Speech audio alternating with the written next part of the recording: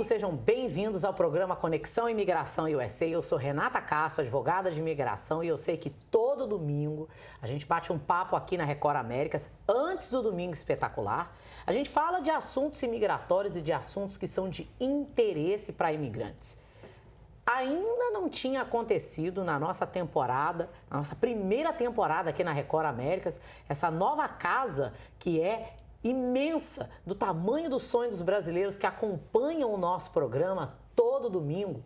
E eu já disse que, na minha opinião, o brasileiro que vem para os Estados Unidos para morar ou para investir, ele tem dois sonhos, o do documento e ele tem o sonho da casa própria. E há algumas semanas eu trouxe o meu financista pessoal, meu amigo Júlio Silva, o rei dos financiamentos imobiliários para brasileiros. E vocês querem saber que teve pedido de bis, porque o interesse sobre a questão de financiamento imobiliário é muito grande e a necessidade de desmistificar os assuntos relacionados a esses financiamentos é o que pode fazer a diferença para que a próxima geração de brasileiros, tanto fora quanto dentro dos Estados Unidos, possa ser a mais próspera da história. Porque as grandes fortunas em todos os países do mundo têm, geralmente, um elemento de investimento imobiliário. Eu sou grande fã, não estou fazendo aconselhamento de investimento aqui, mas eu acredito que todo brasileiro, imigrante, indocumentado ou não, deve dedicar os próximos minutos para ouvir informações que, quem sabe, podem mudar a sua história aqui nos Estados Unidos. Júlio. Hello! Voltamos. Obrigado. Voltamos para falar de financiamento imobiliário. Claro, e obrigado pela introdução. E que introdução, hein, galera? Poxa, muito bom. E você falou algo que é interessante, você é skin in the game, né? Você fala sobre algo que você acredita, né? Que é investimento no mercado imobiliário. Né? Eu não conto para muita gente, você sabe, sim. né? Que eu, quando cheguei aqui nos Estados Unidos, há poucos 22 anos atrás, eu cheguei aqui com 75 centavos no bolso. E como vários brasileiros que moram aqui indocumentados, eu passei por períodos de incerteza, claro, né? Eu sei em inglês, homelessness, né? De você não ter aonde saber onde você vai morar. E quando a gente chegava, eu não sei se você lembra que quando a gente morava lá em Massachusetts, ia alugar quarto no quadrinho do Café Mineiro. Você se lembra desse restaurante? Nossa, sei. O Júlio já apagou isso da memória dele. Mas eu acho interessante a gente falar isso, porque naquela época a gente passava por limitações e nós éramos imigrantes que vínhamos para cá sem a menor perspectiva de para onde a vida ia nos levar. Sim. Né? E hoje a história é diferente. Verdade. E eu hoje, apesar do meu investimento como empresária no meu escritório, eu tenho os meus investimentos imobiliários. Claro. Né? Esse é o Júlio é meu parceiro ali trabalhando com isso, não meu sócio, gente, falando, né? Mas ele é o meu parceiro que me ajuda a realizar essas compras e tem feito isso há mais de 10 anos. Com você né? Mais de 10 anos, isso aí. Eu estou há 20 anos, né, trabalhando com isso. E eu acho que é o passo para você prosperar nos Estados Unidos. Eu acho que grande parte é isso. Claro, além de você ter o sonho, né, do papel, tudo, mas você entrar para a parte de investimento imobiliário aqui é maravilhoso, né? Porque dá aquele jump, né? Aquele pulo, aquele salto na vida do imigrante, né? Isso mesmo. E, Júlio, para quem está assistindo a gente em casa, que a Record Américas passa nos Estados Unidos, passa no Canadá. Tem várias pessoas que assistem por feeds alternativos, porque essa é uma programação valiosa, principalmente porque são profissionais, credenciados, licenciados, que passam por um veto. Eles têm dúvidas. Então, eu recebi muitos questionamentos relacionados ao fator crédito. Claro. Quem não tem documento pode ter crédito? Pode. Claro, você consegue construir uma história de crédito no seu IT number, né? Então, muita gente que ainda não tem o Social Security americano, ele pode construir um crédito com o IT number, né?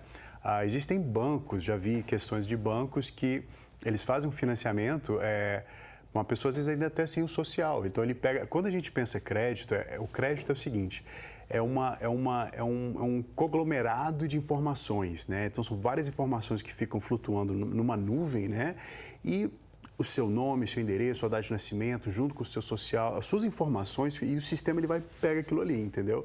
Então, às vezes, até sem o Social Security, a pessoa ela consegue, às vezes, começar a construir um histórico de crédito, né? E claro que quando ela tem um IT number ou quando ela tem um social, aquelas informações se conectam, né? A gente tem muitos casos que pessoas que antes não tinham social, eles tinham um IT number, construíram uma história de crédito ali naquele IT, compraram casa, compraram carro, tiveram cartões de crédito e quando se legalizaram, tiraram o social, aquelas informações, aquelas contas de crédito foram transferidas para o seu Social Security.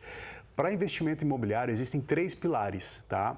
Nós falamos sobre renda, quanto que você vai dar de entrada e crédito. Todo financiamento, qualquer banco que seja, ele tem esses 3 pilares. Nós precisamos determinar, entender a renda da pessoa, quanto que ela pode colocar de entrada e qual que é o crédito dela americano, né? O crédito vai ser o grande diferencial sobre qual produto de financiamento você pode qualificar e qual vai ser sua taxa de juros. A taxa de juros, ela anda lado a lado com a sua pontuação de crédito, né? Quanto melhor for a sua pontuação de crédito aqui nos Estados Unidos, melhor vai ser as suas condições de taxa de juros, né? Então, eu falo para todo mundo que crédito, às vezes, é mais importante que ter dinheiro. Né? Porque se você tem um bom crédito, você abre portas para você consegue até para alugar hoje, né?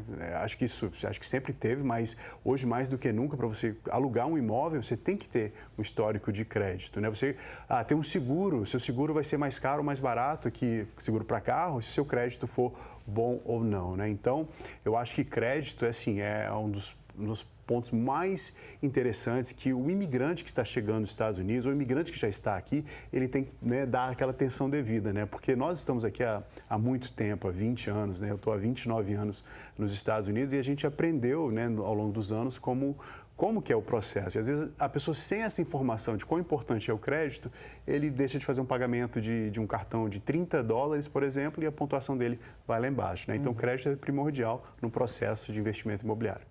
E, Júlio, o crédito, ele é, sem sombra de dúvidas, primordial, né? Mas a gente também tem que falar da questão, eu acredito, né? Quando você fala de um imigrante que está morando nos Estados Unidos, independente do status dele ou independente do fato dele querer morar nos Estados Unidos a longo prazo, vamos supor, porque é uma pergunta que a gente recebeu bastante. Tá, mas, doutora Renata, você trouxe o Júlio, ele foi no programa, ele falou de comprar casa que não tem documento, dá 10% de entrada, lembrando que isso pode mudar, porque bancos, claro, né? Mas hoje, na gravação do programa, 10% de entrada. E se eu for deportado? Se for deportado, você continuar pagando a sua prestação, o banco não quer saber. Você liga para a Renata. Não, você liga antes. Antes. Você liga antes. É verdade. Mas a contingência do seu mortgage, né, do seu financiamento imobiliário, não é o seu status imigratório. Exato. É o pagamento da sua prestação. Exato. Então, se a pessoa for embora e a casa for paga pelo aluguel, por exemplo, ela pode continuar fazendo isso, Júlio? Olha, grande pergunta, e eu acho que assim, né, o banco, a pessoa fala, mas se eu fizer aquilo, olha só, se você continuar fazendo pagamentos, ninguém vai te incomodar, né? Então, como a Renata falou, o seu status migratório não é linkado diretamente com o banco, né? Então, contanto que estejam recebendo, né, o pagamento todos os meses, não teria problema algum. Nós temos clientes que voltam para o Brasil, às vezes passam uma temporada lá de 5 anos, 10 anos, continuam com imóveis aqui. E o bom é que este imóvel ele está valorizando todos os anos, você está tendo todos os benefícios de ser dono da casa própria aqui, no seu imposto de renda americano. Em mercados onde, né, tem concentração de imigrantes, são os mercados às vezes, que mais valorizam, né, porque tem alta demanda, né, de pessoas, né, para aluguel e tudo e aquilo. Então, é um ótimo investimento, você estando nos Estados Unidos ou não. Nós atendemos vários estrangeiros, pessoas que não moram nos Estados Unidos e compram a primeira casa de investimento, a segunda e por aí vai.